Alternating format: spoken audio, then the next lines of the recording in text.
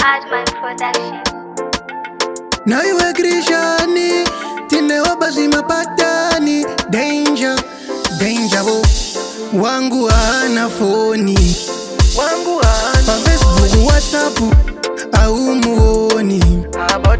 Ndagamuwana pasi pasi guru zeva Miriemu, akakwesha manga ane gandara kageza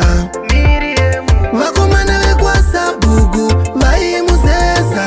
Miriemu, takasangana kuchigayo achigaisa rukweza Miriemu, alright then tinongosangana panzvimbo wani ndikamushaya ndotera kuchiborani ndakamboda kumutorerwa na tulani samukanya ndikaita zvimaplani ndomuperekedza ugadheni kana ndinaye ndinenge ndiri kuhevheni rudo pasina foni wangu imajeni ndakamboda kurohwa ndakamuwana pasi pasi guru zeva Miriemu, akakwesha manga ane ganda rakageza Miriemu, vakomana vekwasa bugu vaimuzeza Miriemu, takasangana kuchigayo achigaisa rukweza Miriemu, dangerous atina nguva yekwenda kuauti anombouya kumba kana tumwa sauti ndinomurora chete andina dauti ipapo ini andina dauti gero rangu rekuvhileji anofarira munyevhe nemakabheji haisi taipi inoda zvimasangweji ndiye wandichapinda ndakamuwana pasi pasi guru zeva akakwesha manga ane ganda rakageza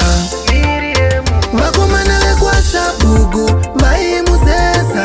Miriemu, takasangana kuchigayo achigaisa rukweza Miriemu, alright then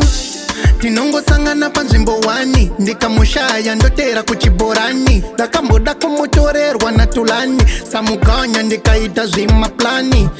ndomuperekedza ugadheni kana ndinaye ndinenge ndiri kuhevheni rudo pasina foni wangu imajeni ndakamboda kurohwa ndakamuwana pasi pasi guru zeva Miriemu, akakwesha manga ane ganda rakageza Miriemu, vakomana vekwasa bugu vaimuzeza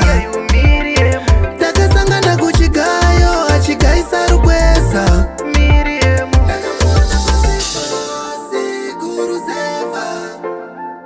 akakwesa manga ane ganda rakageza vakomana vekwasa bugu vaimuzeza takasangana kuchigayo achigaisa rukweza Hardman Production.